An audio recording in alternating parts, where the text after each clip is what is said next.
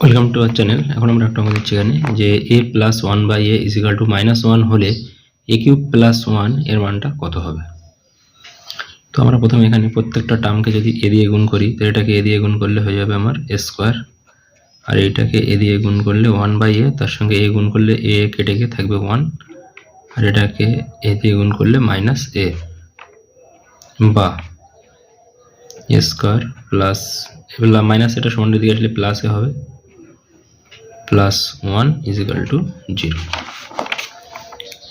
বা উভয় দিকে যদি আমরা এ মাইনাস ওয়ান দিয়ে গুণ করি তাহলে আমরা কিউবের square plus A plus one equal to শূন্য ইন্টু উভয় দিকে এ মাইনাস ওয়ান দিয়ে গুণ করলাম।